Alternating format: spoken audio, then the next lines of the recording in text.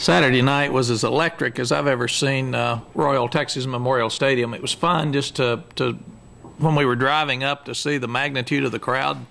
It's by far the most that our fans have come out to greet the team. They were actually standing out in the roads. There wasn't enough room for them coming into to the stadium. So I thought the fans made a huge difference in just setting the scene for the game. And then it was by far the loudest I've ever heard our fans. The players were talking about it in the dressing room after the game, and they were even talking about it yesterday, how much fun it was. And we'll need that same thing 2:30 on Saturday afternoon this week. It was a good win for us, but we're learning so much from this team and these kids. Jordan Shipley said after the game that you don't get any prizes for 7-0. Being rated right now is just a reward, but it really means nothing unless you finish, and we got to refocus and go back to work. And that Roderick McElroy said about the same thing. Number one gives you nothing. You got to prove who you are and continue to do so. And the guys were talking about Oklahoma State in the dressing room after the game, and I thought that was a great start to the new week, because these games, you don't get to enjoy these things very much and very long at this point in the season. You can enjoy them after they're over. After the season's over, but not during the season. And we do feel like that right now our theme for the year, consistently good to great, is more valid than ever, because we've got to continue to be consistently good. We're playing at a high level, but we're not a great team yet.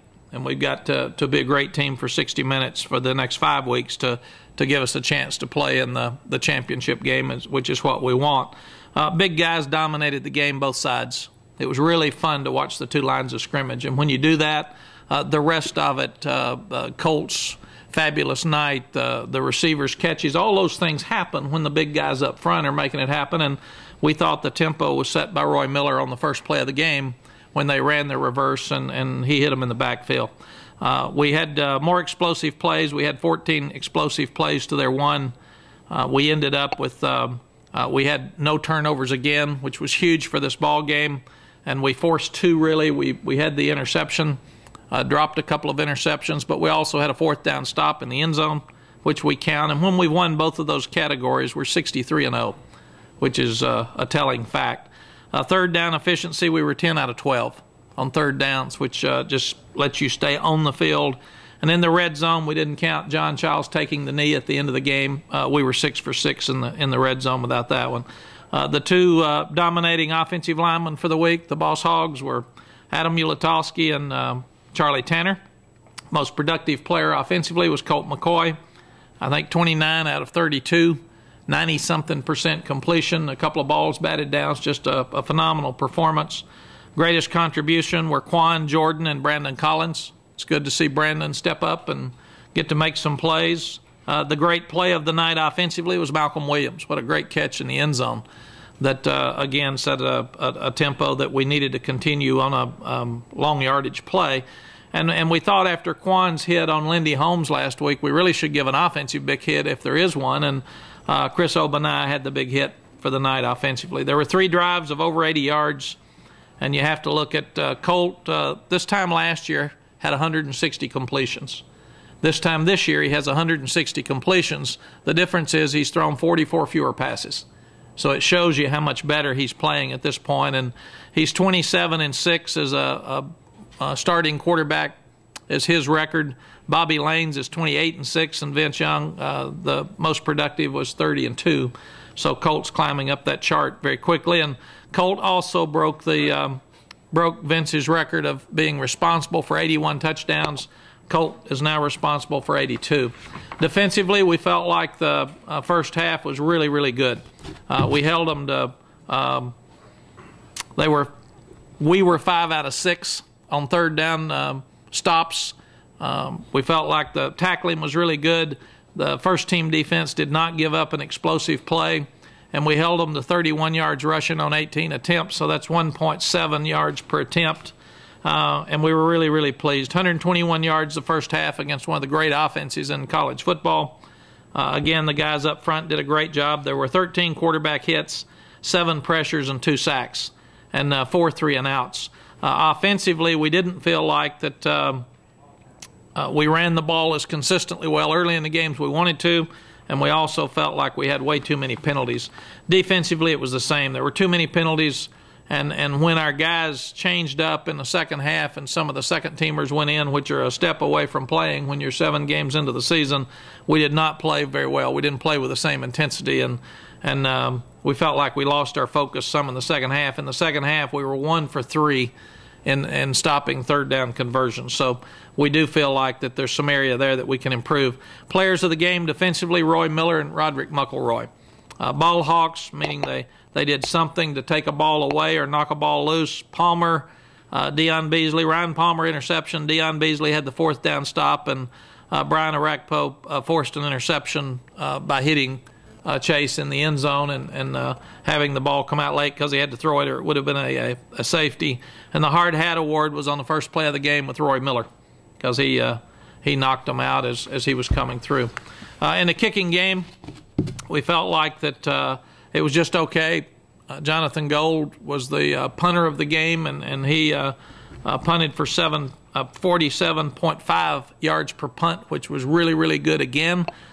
We thought we were inconsistent on our kickoffs. We were inconsistent on our kickoff coverage, and we were inconsistent on our kickoff returns.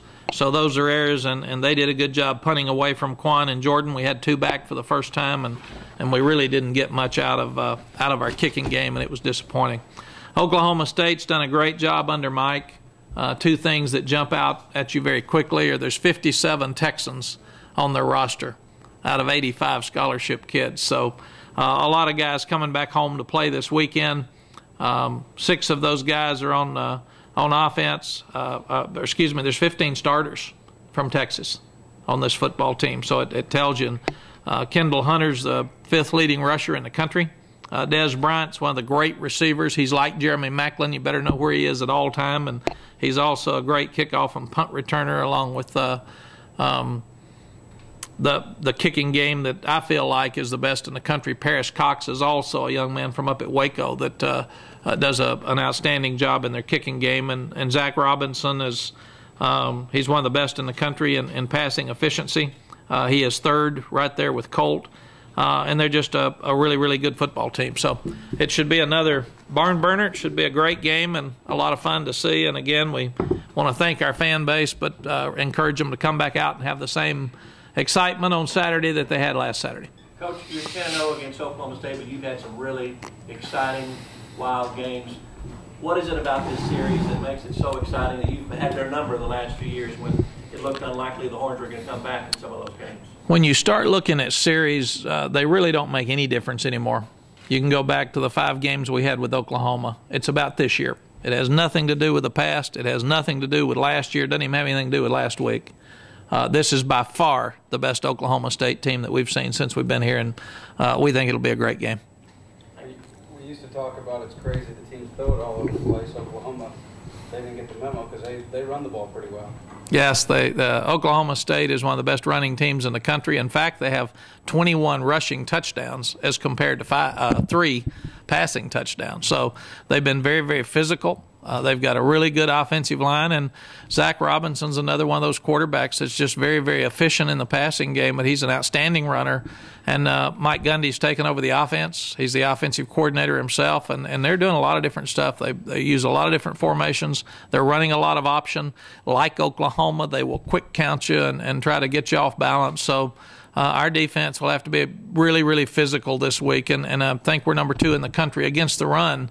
But no one has tried to run the ball against us like Oklahoma State. So that'll be the big thing this weekend. It won't be just another passing day for us. It's going to be a real physical game. Coach, you had to get the team up for Oklahoma, and you got them settled to come back to Missouri. How do you get the team up again and play these one-week seasons? Is there going to be another funeral?